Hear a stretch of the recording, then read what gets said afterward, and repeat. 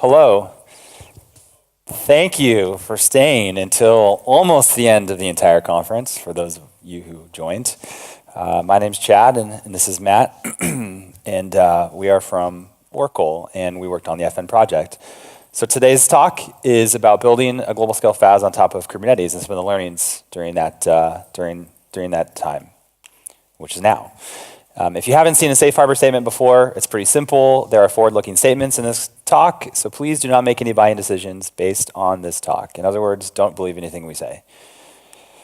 About me, I am a 3X entrepreneur, builder, and engineer. My former company, I was co-founder and CEO of a company by the name of Iron.io. We did Ironworker and IronMQ.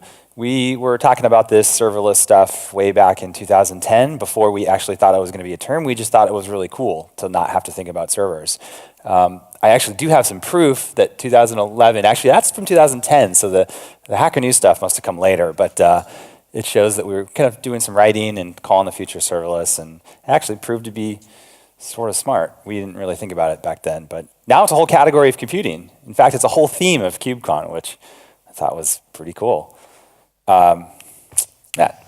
Yeah, so I'm Matt Stephenson. I've been an engineer on maybe one more cloud than Chad has entrepreneured a company into success. And I've worked on Oracle Cloud, Amazon's AWS, Google Cloud Platform, and OpenStack.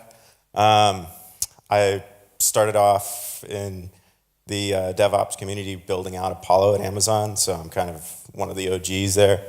And I'm also an open source hippie working on Apache JClouds, Jenkins, and of course the FN project. And I'm building out serverless at Oracle. Okay, so I always ask this, who here has heard of serverless computing? Come on, I know it's the end of the day. Okay, so pretty much everybody. That's a good control question because, of course, you've all heard about serverless computing. It was a freaking huge keynote by Kelsey. It was pretty awesome. I don't know if everybody saw this, but there was thousands of people there where he did this whole serverless, not so fast thing where he did translation of Hello World from English to Danish, and it was really, really cool. So you've heard of it, but how many people here have ran serverless in production or consider production workloads? Yeah, okay, about 20 to 30%. That seems about right. A lot more than it used to be when I asked that question. Mostly because I've been talking about this for a couple months. Probably people are getting annoyed by it, but I sort of think we're at this peak of inflated expectations. If you're not familiar with the chart, it's a Gartner hype cycle, which is a methodology for determining the maturity of a technology cycle and the adoption curve. And certainly you see this spike, and then you get a whole lot of people that say it's going to change the world, and it's going to fix all your problems, and you're going to sleep at night, and it's going to be amazing. We're never going to think about any infrastructure. We're there right now, but the problem with this is that the peak there's always a descent at the other side of that. And so I think we're aiming for a little bit of a disillusionment section with serverless, and then hopefully we can come out the other side.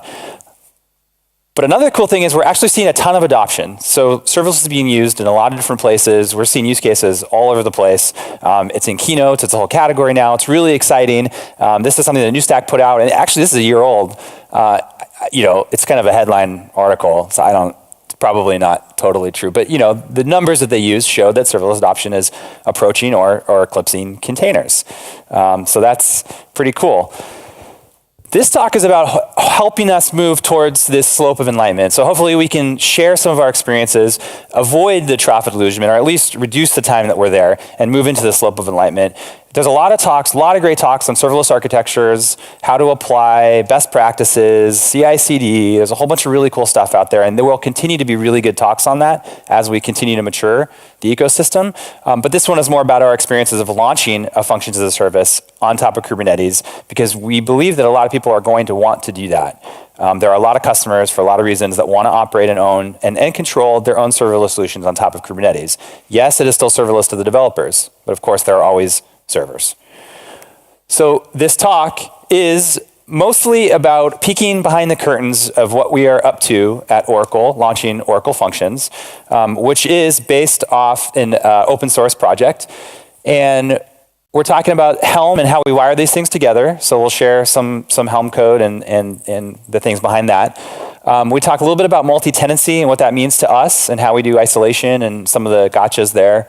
And then Kubernetes at scale. So there's considerations when managing lots of Kubernetes when you're doing sort of big scale.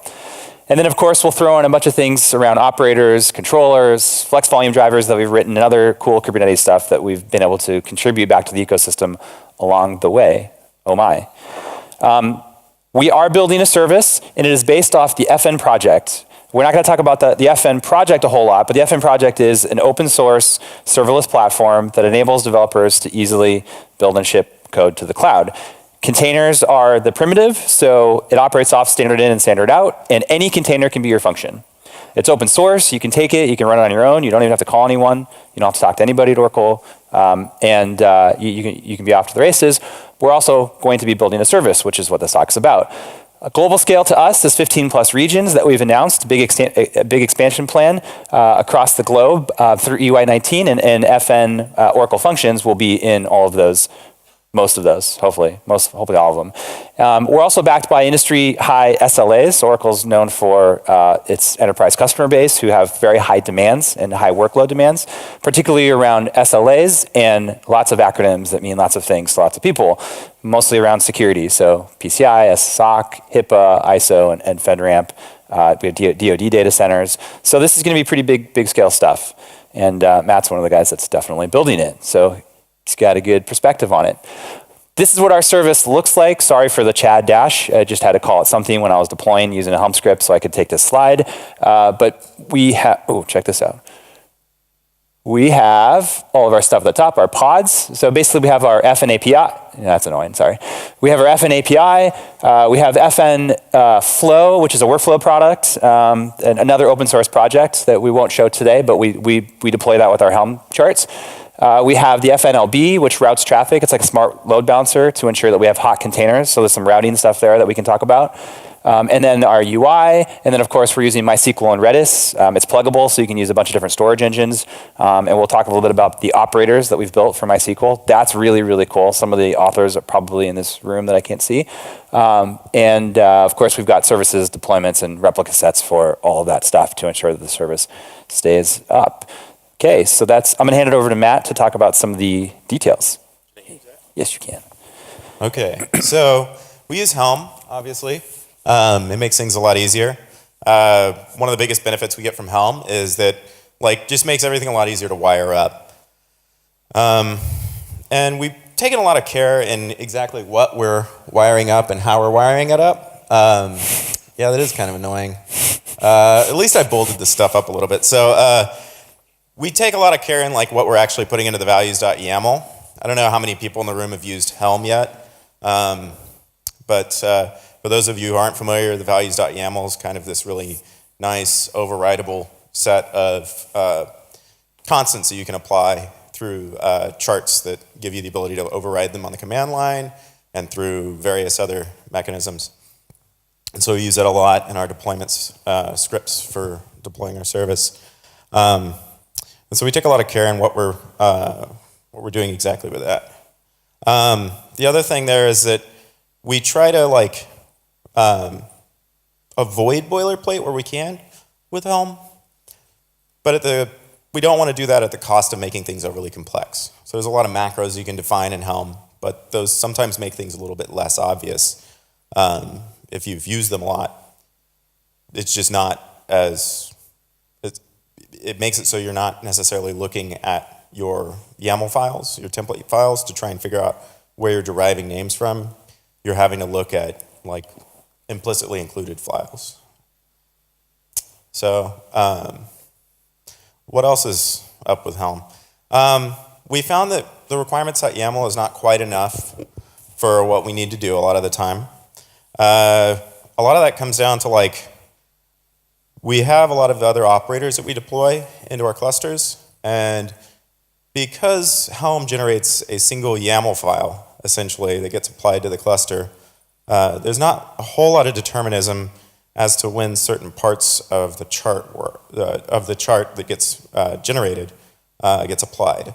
So the operators that you may be defining custom resources within your chart that rely on another operator, you can't necessarily include that in the requirements.yaml because that operator may not have started and registered the custom resource that you need to define in your YAML. So there's a few limitations with Helm that we're getting around mostly through like programmatic bash scripts and such for our deployments. We also separate all of our deployments for development into different namespaces to be able to give developers the ability, on our team, the ability to run their own version of our software. We don't necessarily want to run everything that we have, especially some of the dependencies that we don't really ever foresee changing. And if we do change them, maybe that's a little bit of extra work for us, but it makes things a little bit easier for us to just simply take the pieces that we know are moving and only have those deployed into isolated namespaces. It gives us the capacity to deploy many different versions of our service in our development clusters so that we can test very easily. And just with builds, declarative builds or declarative deployments, they're nice and they're clean and they're pretty and they work most of the time. But if you're always painting yourself into that declarative corner, you're going to have to do a lot of stuff to get out of it over time. So that's why we don't necessarily use all of the facilities that Helm provides. And I'm happy to answer questions about that at the end. So what do we do for CI/CD? So in different branches, we actually deploy the entire chart of just our service into different namespaces. And that gives us the ability to then run, using jobs, all of our integration tests against those individual branches that we've deployed. What that does is it lets us very easily replicate tests between the service that we deploy in our production testing and development clusters for doing regular routine testing of the service while it's running, and those tests that we want to make sure that the service passes before we let in any commits. Helm has a lot of really neat hooks for jobs. I'm happy to answer questions at the end. These three little bolded out guys here, those lines right there are incredibly useful. So if you're doing CI/CD using Helm or CI/CD using Kubernetes at all, really, I would take a look at that. It makes your life a lot easier. Let's see. So we've had a couple, moving on to multi-tenancy, like thinking about how we build a multi-tenant service on top of Kubernetes. We've had a lot of problems trying to get things to work exactly the way we want with Kubernetes. And I think that as Kubernetes evolves, we're going to be catching up to it. But there's a lot of questions that we have. Like, in order to isolate each individual customer, we have to have certain guarantees around like network isolation. And Kubernetes is almost there. There's certain network overlays that you can use, but we're still trying to Kubernetes isn't quite there for us. And it also doesn't it gives some resource guarantees, but to avoid noisy neighbors, the biggest problem you usually have is I/O contention. And you really don't get that using Docker or Kubernetes quite yet. I think that when Kubernetes catches up to that, we'll probably be leveraging that. But for now, what we do is we have an isolated chunk of our infrastructure for node scaling and node management. And we have essentially all of the services components of the FN service running within the Kubernetes cluster, but the actual runtime for running functions themselves is managed outside of that. And the way we do that is with our node pool management, or as our node pool manager abstraction. And I'll walk through a little bit of that towards the end. And so as we're thinking about how to make Kubernetes scale and how to make FN scale, first off, we have to think about node scaling both within the Kubernetes cluster and how we scale up the nodes that Kubernetes is utilizing and the shapes of those nodes, because we have various components that are running on our infrastructure, like Kafka that requires a lot of I/O, and we have our other components within FN. The FN project, if you look at the FN project, there's an API service. There's several other services you can run, and those take a little bit more memory and CPU. So different workloads require different types of nodes to be deployed on. And so kind of managing those resources within the Kubernetes cluster requires some orchestration and management that essentially we're doing some pod affinity work within Kubernetes to make sure that certain services are working on certain shapes of nodes. And at the same time, we have the same kind of problem with the runners that we're deploying outside of Kubernetes to run the functions themselves. And of course, like my experience working on App Engine at Google, I/O is always a contention at the end of the day. So, like, no matter what you're trying to do, the best way to look at trying to scale a Kubernetes service, you should definitely take a look at the I/O capacity that you have of the individual nodes that you're deploying into the cluster first. That's probably going to be the thing that when you put this thing in production, that's going to be the problems that you'll hit before you're going to run into memory or CPU, most likely. One of the big ways that we leverage Kubernetes to make this easier, at least for those services that run within the Kubernetes cluster, is we use a lot of our operators. Some of those that are built into all of the Oracle Kubernetes clusters that we have deployed. We have operators for instantiating load balancers, but other cloud providers have that as well, like Google Cloud, AWS has, or Google Cloud definitely has those. And then we have a persistent volume manager operator that gives us the ability to have persistent volume claims that are attached directly to block volumes that are instantiated within our infrastructure as a service. And we utilize stateful sets to make it so that it's easy for us to move that workload back and forth and scale that up and down. We have a MySQL operator that I think Chad's going to touch on towards the end of the talk. And we utilize Prometheus, so we use the Prometheus operator pretty heavily to be able to do all of the, to monitor all of our services. Of course, I mentioned earlier we use pod affinity to kind of segment out all of our high I/O pods from high CPU pods, and then we have separate instance shapes for that within our cluster, and I think that that's kind of necessary for any service that you're building. And the nice thing about Kubernetes is it makes that really easy. So thinking a little bit beyond like just deploying this on Oracle's cloud, that's just one implementation. FN project is an open source project, so we can deploy it on multiple different types of clouds. One of the things that we look at a lot is the semantic differences between different infrastructure providers and how that ties back into the open source project and how we need to make sure that the extension points we provide will allow for you to leverage any cloud provider the same way that we're building this out on top of Oracle's cloud. And so some of the extension points that we have defined in our code that are probably pretty useful if you want to implement your own FN project node pool manager, which would allow you to run basically everything that we have running today in the demo that we'll touch on later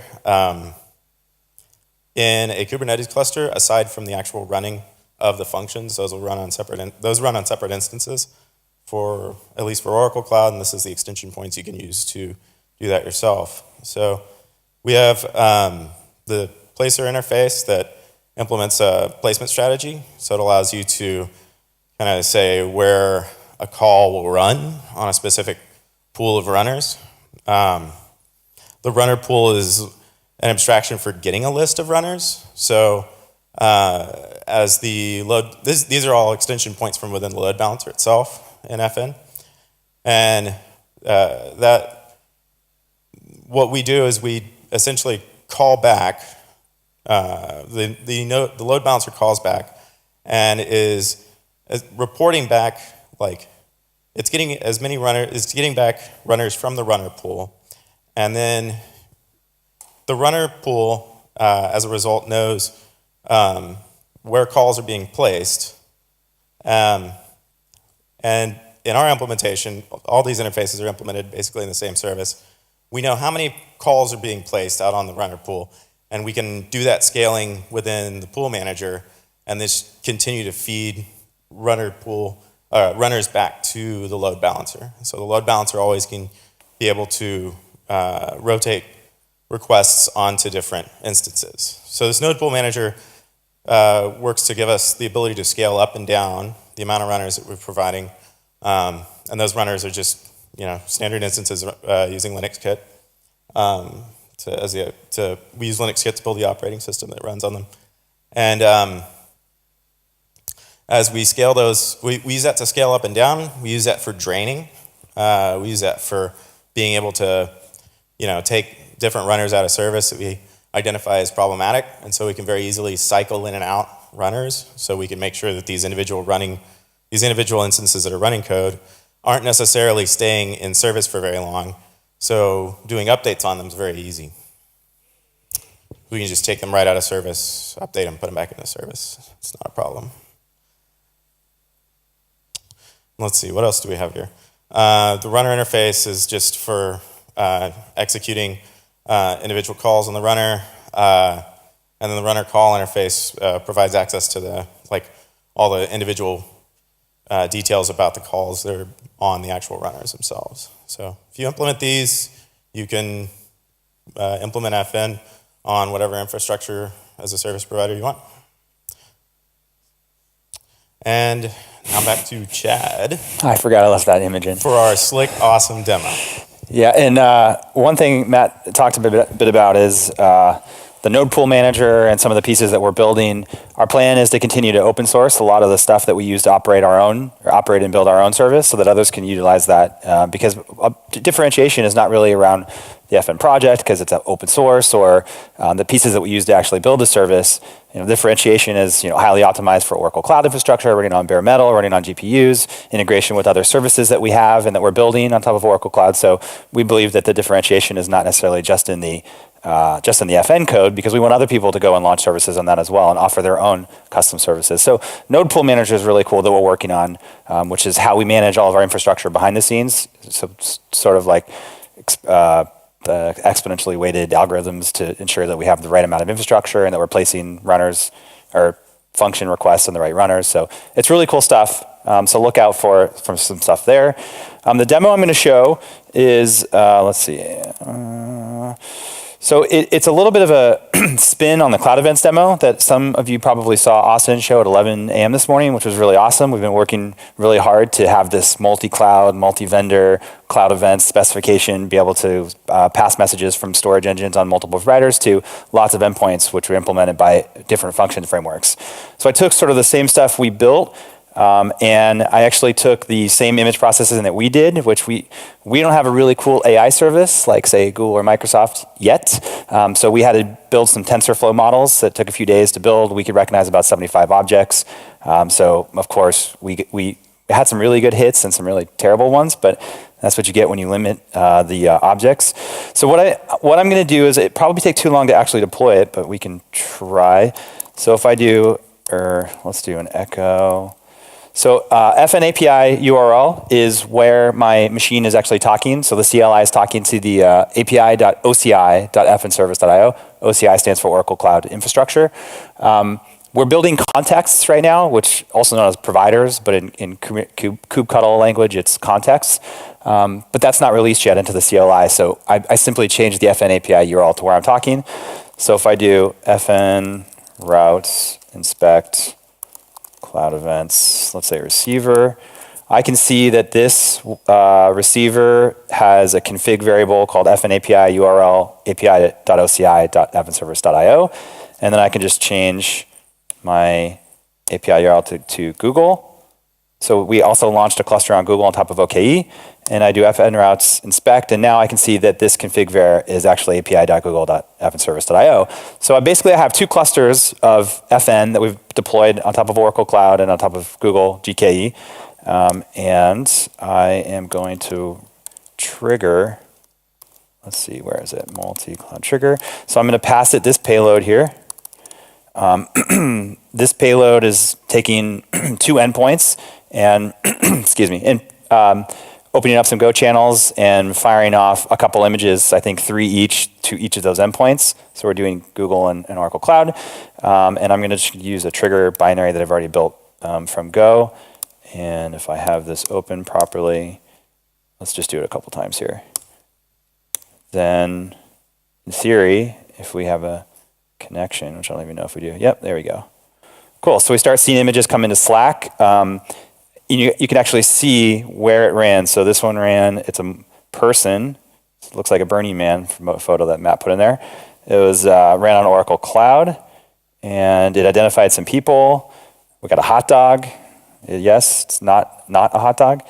We have some cars, FN project. So this ran on Oracle Cloud, and then we have people or person. When it recognizes a person, we put a cigarette in the mouth and some glasses. So this ran on Google, and here's Matt. Oh, and this was actually really cool. I was surprised. This got airplane. It's pretty impressive. Yeah, go TensorFlow. Nice work. And then here's my dog, because always a shameless plug for my little Australian Shepherd. So yeah, kind of cool. And so basically all I did was trigger some functions that ran on 2 different clouds, and they all report back to Slack. So, and all that happened using the cloud event specification that we've been working out of the serverless working group, which is part of CNCF. So we're really excited about that body of work and really excited to demo stuff like this. And Austin's demo was really impressive this morning. If you haven't seen it, make sure to watch the video. Okay, so final slides here. We are doing a lot with Kubernetes at Oracle. We've been talking about it. We've been blogging about it. Oracle Kubernetes Engine is something that we've also announced, which is a Kubernetes service based on top of OCI. Today, we're in limited availability, and we'll be announcing that in GA at some point in the future, which is the official answer. We're also doing Oracle MySQL Operator. This is really cool. Basically, it helps you provision, deprovision, and manage, upgrade, and backup and restore, which is like a key point of all of your MySQL clusters on top of Kubernetes. So we've got a bunch of work going into the operator. I think we also have some other operators for like WebLogic Server and possibly Oracle Database, but I don't know for sure on that. I'm sure we'll do something there. We also have an out-of-tree cloud provider for Oracle Cloud on top of Kubernetes, so we've got all the providers there. We have built a bunch of flex volume drivers to ensure that we can load up storage on OCI, Oracle Cloud, and then Terraform installers to install Kubernetes, or for Kubernetes on top of Oracle Cloud. Finally, if you want to get involved with the project, we'd love to have you. We're in slack.fnproject.io. You can go to fnproject.io. We're really looking for people to join, use it as users, use it as providers. We'd love to see some work in the provider, so we'd love to see this launched on other clouds. We're talking to other providers today to ensure that there's lots of FN services out there. And of course, we're hiring, so if anybody's interested to work on really cool stuff and be part of the journey, then you can contact me. So thank you very much for coming to our talk.